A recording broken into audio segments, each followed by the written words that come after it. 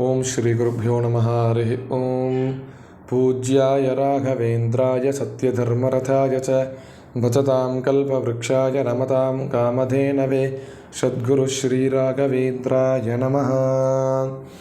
அனைவருக்கும் நமஸ்காரம். இன்றைக்கி நம்ம ஸ்ரீகோகுலம் சேனலில் குரோதி வருடம் மார்கழி மாதத்தில் துலா ராசிக்காரருக்கான பலன்களை நம்ம தெரிஞ்சுக்க போகிறோம். இந்த மாதம் மார்கழி மாதம் அப்படிங்கிறது டிசம்பர் 16ஆம் தேதி அன்றைக்கி ஆரம்பித்து ஜனவரி 13ஆம் தேதி வரைக்கும் இருக்குது. அதே மாதிரி இந்த மாதத்துடைய கிரக நிலைமைகள் அப்படின்னு பார்த்திங்கன்னா, ரிஷபத்தில் குரு, கடகத்தில் செவ்வாய், கன்னியில் கேது, விருச்சிகத்தில் புதன், புத பகவான் விருச்சிகத்திலேருந்து தனுஷுக்கு ஜனவரி 3ஆம் தேதி அன்றைக்கி பயிற்சியாகி மாறுறாரு. அதே தனுஷு ராசியில் சூரிய பகவான், மகரத்தில் சுக்கிர பகவானும் மகரத்திலேருந்து கும்பத்துக்கு டிசம்பர் 31ஆம் தேதி அன்றைக்கி மாறுறாரு. கும்பத்தில் சனீஸ்வரர், மீனத்தில் ராகு. இதுதான் இந்த மாதத்துடைய கிரக நிலைமைகள். ஸோ இந்த துலா ராசிக்காரர்களுக்கு இந்த மாதம் எப்படிப்பட்ட ஒரு மாதமாக இருக்கும் அப்படின்னு பார்த்தீங்கன்னா, நிறையா ஆசைகளை அனுபவிச்சிக்கக்கூடிய ஒரு மாதமாக இந்த மாதம் பார்க்கப்படுது. ஸோ இதுதான் மெயின்.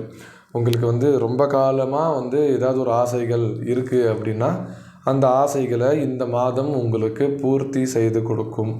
நீங்கள் மெயினாக உங்களுக்கு 11ஆம் அதிபதியாக சூரிய பகவான் பார்க்கப்படுறாரு. அவர் உங்களுடைய 3ஆம் வீட்டிற்கு போயிருக்காரு. அப்படின்றதுனால வெளிநாட்டில் இருக்கிறவங்க, அதாவது இங்கேருந்து வெளிநாட்டில் இருக்கிறவங்க, இந்தியாவிலேருந்து போயிட்டு வெளிநாட்டில் இருக்கிறவங்க, அதே மாதிரி இந்தியாவும் வெளிநாட்டுக்காரங்களுக்கு இது ஃபாரின் தான். ஸோ அங்கேருந்து இங்கே செட்டில் ஆனவங்க, இவங்க எல்லாருக்குமே இது சேரும்.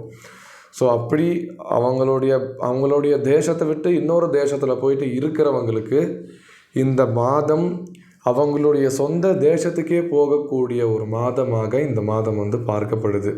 உங்களுடைய சொந்த ஊர்களுக்கு நீங்கள் போவீங்க. நம்மளுடைய ஊரில் இருக்கிறவங்களே துலா ராசிக்காரர்களுக்கு திடீர்னு என்னமோ தெரியாது, உங்களுடைய சொந்த ஊருடைய ஞாபகங்கள் இது எல்லாமே உங்களுக்கு வர ஆரம்பிச்சிடும். நீங்கள் நான் ஊருக்கு போயிட்டு வரேன், இல்லை நம்ம ஊருக்கு போயிட்டு வரலாமா, இந்த மாதிரியான கேள்விகளை கேட்டு நீங்கள் பாட்டுக்கு கிளம்பி போயிட்டு அங்கே ஒரு வாரம் இருந்துட்டு ஜாலியாக ஸ்பெண்ட் பண்ணிவிட்டு வந்துடுவீங்க. அப்படி ஏதோ ஒரு மைண்ட் உங்களுக்கு இருக்கும். அது என்ன ரீசன் பார்த்தீங்கன்னா, அந்த சொந்த ஊருடைய வாசம் அப்படிங்கிறது இந்த தனுர் மாதம் துலா ராசிக்காரர்களுக்கு நிறையா வரும். ஸோ அதனால் நீங்கள் போயிட்டு வருவீங்க. ஒன்று. இன்னொன்று, உங்களுக்கு 12ஆம் அதிபதியாகவும் 9ஆம் அதிபதியாகவும் இருக்கக்கூடிய புத பகவான் 3ஆம் வீட்டில் சூரியன் கூடயே இருக்கார். அப்படின்றதுனால உங்களுக்கு இந்த மருத்துவத்தில் ஏதாவது தேவையில்லாத செலவினங்கள் போயிட்டு இருக்குது அப்படின்னா அந்த செலவுகளை கட்டுப்படுத்தக்கூடிய ஒரு மாதமாக இந்த மாதம் உங்களுக்கு பார்க்கப்படுது. அடுத்தது, உங்களுக்கு சுக்கிர பகவான் 4ஆம் வீட்டிலேருந்து 5ஆம் வீட்டுக்கு போகிறாரு. அதாவது பாக்கியஸ்தானத்துக்கு சுக்கிர பகவான் போகிறாரு. உங்களுடைய லக்னாதிபதியாக இருக்கக்கூடியவர். ஸோ லக்னாதிபதி அப்படின்னா உங்களுடைய கேரக்டரை டிசைட் பண்ணக்கூடிய ஒரு பாவம். அப்படி ஒரு பாவம் உங்களுடைய 5ஆம் வீட்டுக்கு போகுது. அப்படின்றதுனால ரொம்ப ஒரு பெரிய லெவலில் அச்சீவ்மெண்ட்டெல்லாம் பண்ணணும் அப்படின்னு ஒரு டிசிஷன் எடுக்கக்கூடிய ஒரு மாதம் இந்த மாதம் உங்களுக்கு பார்க்கப்படுது. எப்படின்னு பார்த்தீங்கன்னா, திரிகோணம் அப்படின்னு சொல்லக்கூடிய உத்தமமான இடத்தில் இந்த உங்களுடைய லக்னாதிபதியானவர் போகிறார். அதாவது 1, 5, 9ங்கிறது திரிகோணம். திரிகோணாதிபதி திரிகோண பாவத்துக்கு இந்த தடவை பயிற்சி ஆகிறாருன்றதுனால நிறையா லக்கு உங்களுக்கு இந்த மாதம் ஒர்க் அவுட் ஆகும். நீங்கள் எதிர்பார்க்கவே மாட்டீங்க. திடீர்னு நீங்கள் எதிர்பார்க்காதது உங்களை தேடி வரும். உங்களை பார்த்து நிறையா பேர் பொறாமப்படுவாங்க. அந்த மாதிரி ஒரு வளர்ச்சி இந்த மாதம் உங்களுக்கு இருக்கும். திடீர்னு போவீங்க, ஒரு வண்டியை வாங்கிட்டு வந்துடுவீங்க. அது காரோ 2 வீலர் ஏதோ ஒன்று. இந்த மாதிரியான அமைப்புகள் எல்லாமே உங்களுக்கு பார்க்கப்படுது. அதே மாதிரி உங்களுடைய குழந்தையினால் உங்களுக்கு நல்ல நல்ல பெயர்கள் எடுத்து கொடுப்பாங்க. அதே மாதிரி குழந்தை இல்லாதவங்களுக்கு இந்த மாதம் குழந்தை நிற்கக்கூடிய மாதமாக பார்க்கப்படுது. குழந்தைங்க படிச்சுட்டு இருக்காங்க அப்படின்னா அந்த படிப்பில் ஒரு நல்ல முன்னேற்றம் அப்படிங்கிறது இருக்கும். குழந்தைங்கனால நீங்கள் நிறையா சந்தோஷப்படக்கூடிய ஒரு மாதமாக இந்த மாதம் உங்களுக்கு பார்க்கப்படுது. ஒன்று. அடுத்தது, 5ஆம் அதிபதியாக இருக்கக்கூடியவர் 6ஆம் வீட்டிலே இருக்காருன்றதுனால அதோடைய ஆக்டிவேஷன்ஸ் எல்லாமே இன்னும் கொஞ்சம் நல்லா இருக்கும். இன்னும் கொஞ்சம் அதீதமான முறைகள் இருக்கும். அடுத்தது 6ல் ராகு, 12ல் கேது. ஒரு வருட காலமாக இது இப்படி தான் இருக்குது. அப்படின்றதுனால உங்களுக்கு கோர்ட் கேஸ்லாம் இந்த தடவை கொஞ்சம் அதிகப்படுத்தி கொடுத்துருவார். இல்லைனா தேவையில்லாத பிரச்சனைகள், அக்கம் பக்கம் வீட்டில் இருக்கிற பிரச்சனை, எல்லாத்துலையும் நீங்கள் இன்வால்வ் ஆகிற மாதிரியே இருக்கும். நீங்கள் எவ்வளோ தான் தள்ளி தள்ளி போனாலும் உங்களை தேடி வந்து ஒரு பிரச்சனையை கொடுக்கக்கூடிய ஒரு மாதமாகவும் ஒரு வருடமாகவும் கொஞ்சம் கொஞ்சமாக வந்து இருக்கும். ராகு, கேது, குரு இவங்க எல்லாருமே வந்து அடுத்த கட்டத்துக்கு வந்து கொஞ்சம் கொஞ்சமாக மாற ஆரம்பிச்சிட்ருக்காங்க. அதனால் அந்த பிரச்சனை அப்படிங்கிறது நீங்கள் கொஞ்சம் கொஞ்சமாக நீங்களே அவாய்ட் பண்ணிக்கிட்டீங்க அப்படின்னா உங்களுக்கு ரொம்ப நல்ல விஷயமா பார்க்கப்படுது. ஏன்னா அவங்க மாறிட்டாங்கன்னா உங்களுக்கு பிரச்சனை வராது. அவங்க மாறுற டைமில் உங்களுக்கு பிரச்சனையை கொடுத்துட்டு போகணுன்னு தான் பார்ப்பாங்க. அந்த மாதிரியான ஒரு கிரக நிலைமைகள். ஸோ அது மாறுற டைமில் உங்களுக்கு பிரச்சனைகள் வரும்போது நீங்கள் ஜாக்கிரதையாக இருக்கணும் அப்படிங்கிறத நான் கேட்டுக்கிறேன். அடுத்தது 8ஆம் வீட்டில் குரு, அவரும் ஒரு வருட காலமாக அதில் இருக்காருன்றதுனால பெரிய லெவலில் உங்களுக்கு வந்து அட்வைஸஸ்லாம் இந்த வருடம் வந்து உங்களுக்கு பிடிக்காது. நீங்கள் யாருக்கும் அட்வைஸும் பண்ண மாட்டீங்க. மற்றவங்க பண்ணாலும் நீங்கள் வந்து கேட்டுக்கிற நிலைமையில இருக்க மாட்டீங்க இந்த ஒரு வருடம் மட்டும். ஸோ இது எல்லாமே வந்து கொஞ்சம் கொஞ்சமாக அதுவும் மாற ஆரம்பிச்சிடும். இனிமேல் நிறைய பேர் சொல்கிற பேச்சு நீங்கள் கேட்பீங்க, நீங்கள் எதுவும் சொல்கிற மாதிரி இருப்பீங்க. இந்த மாதிரியான அமைப்புகள் உங்களுக்கு ஆரம்பிக்கும். அடுத்தது 10ஆம் வீட்டில் செவ்வாய் அந்த இடத்துல என்ன தான் நீச்சமானாலும் உங்களுக்கு 7க்கும் 2க்கும் அதிபதியானவர். அவர் தொழில் ஸ்தானத்தில் இருக்கார். அப்படின்றதுனால உங்களுடைய குடும்பத்தில் இருக்கிறவங்கனால உங்களுக்கு ஒரு நல்ல வேலை அப்படிங்கிறது அமையும் இந்த மாதம்.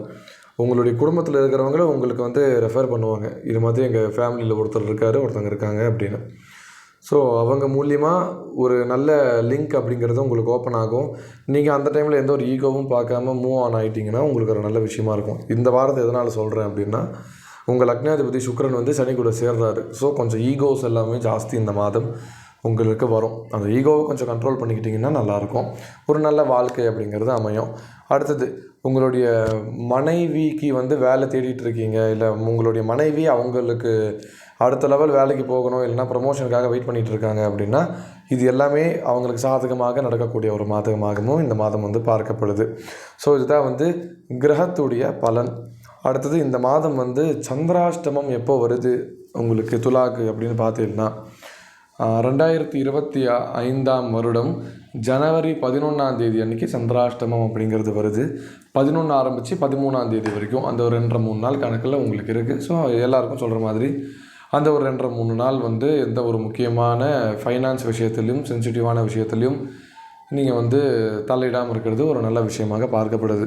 அடுத்தது இந்த மாதம் வந்து நீங்கள் வழிபடக்கூடிய தெய்வமாக யார் இருக்காங்க அப்படின்னு பார்த்தீங்கன்னா, முத்துமாரியம்மன் அப்படின்னு எல்லா கிராமத்துலேயும், அதாவது சென்னையிலையுமே இருக்காங்க. முத்துமாரியம்மன் அப்படின்றவங்களையும் நாகாத்தம்மன் அப்படின்ற இந்த 2 தேவதையையும் நம்ம வந்து பிரார்த்தனை நீங்கள் பண்ணிக்கிறீங்க அப்படின்னா இந்த மாதம் வந்து உங்களுக்கு ஒரு நல்ல ப்ரொடெக்டிவான ஒரு மாதமாக பார்க்கப்படுது. ஒன்று. அடுத்தது அந்த பார்வையின் பலன் அப்படின்னு நான் சொன்னேன் இல்லையா, சூரிய பகவான் வந்து உங்களுடைய 9ஆம் வீட்டை அவருடைய 7ஆம் பார்வையாக பார்க்குறாரு. அப்படின்றதுனால உங்களுடைய தந்தையாருடைய உடல் நலம் வந்து கொஞ்சம் நல்ல பலவீனமாக இருக்கும். ஏதாவது அவங்களுக்கு உடம்பு சரியில்லாமல் போகுது அப்படின்னா, சரியில்லாமல் இருக்குது அப்படின்னா இந்த மாதத்துக்கு அப்புறமா அவங்க கொஞ்சம் கொஞ்சமாக ரெக்கவர் ஆகிட்டு வருவாங்க. அது ஒன்று. உங்களுடைய அப்பா வழியிலிருந்து சொத்துக்கள் ஏதாவது இருந்தால் அது உங்கள் கைக்கு வந்து சேரும். உங்கள் அப்பாவுக்கு வரக்கூடிய பணங்கள் இந்த நேரத்தில் வந்து சேரும் உங்களுடைய கிரக நிலைமைக்காக. ஸோ இந்த மாதிரியான அமைப்புகள் வந்து உங்களுடைய அப்பாவுக்கு இந்த மாதம் பார்க்கப்படுது. ஸோ இதுதான் வந்து இந்த மாதத்துடைய துலா ராசிக்கான பலன். இன்னொரு விஷயம், நான் வந்து புரோஹிதமும் வந்து பண்ணிகிட்ருக்கேன், அதே மாதிரி ஜோசியமும் பார்த்துட்ருக்கேன். அப்படின்றதுனால இப்போ நிறையா நண்பர்கள் வந்து யூடியூப் மூலியமாக என்னை வந்து காண்டாக்ட் பண்ணி ஜோசியம் வந்து பார்க்குறாங்க, ஆன்லைனில் பார்த்துக்கிறாங்க. கொஞ்ச நாளில் வந்து என்ன ஆகுதுன்னா வந்து ஃபஸ்ட்டெல்லாம் வந்து அன்றைக்கே அப்பாயின்மெண்ட் வாங்குவாங்க, அன்றைக்கே பார்ப்பாங்க. இப்போல்லாம் வந்து நாளைக்கு இந்த டைமில் வாங்கிக்கோங்க, நாளான்னைக்கு வாங்கிக்கோங்கன்ற மாதிரியான ஒரு அமைப்பு அப்படி போயிட்டுருக்கு. அதனால் யாரும் தயவு செஞ்சு வந்து கோச்சிக்க வேணாம், உடனே அப்பாயின்மெண்ட் தரலை அப்படின்னு. ஸோ கொஞ்சம் நீங்கள் ஒத்துழைச்சிங்க அப்படின்னா எல்லாருக்குமே வந்து ரொம்ப சௌகரியமாக இருக்கும். அதனால் இது ஒரு விஷயம். அதே மாதிரி புரோஹிதமும் வந்து ஒரு 10 வருட காலமாக நான் பண்ணிகிட்ருக்கேன். அப்படின்றதுனால நான் வந்து வேதோக்தமாக, அதாவது வேதம் படிச்சுட்டு வேதோக்தமாக வந்து பண்ணிகிட்ருக்கேன். சாஸ்திரோக்தமாக கிரகப்பிரவேசங்கள், கல்யாணங்கள், நிச்சயதார்த்தங்கள் இது போன்ற எல்லா சுப நிகழ்ச்சிகளுமே வந்து ரொம்ப சிறந்த முறையில் வந்து என்னால் முடிஞ்ச ஆத்மார்த்தமாக நான் வந்து பண்ணிகிட்ருக்கேன். ஸோ இது சம்மந்தப்பட்ட விஷயத்தில் ஏதாவது உங்களுக்கு சந்தேகங்கள் இருந்தாலும் நீங்கள் வந்து தாராளமாக வந்து என்னை அணுகலாம். ஸோ இதுதான் வந்து இந்த மார்கழி மாதத்தில் துலா ராசியின் பலன்.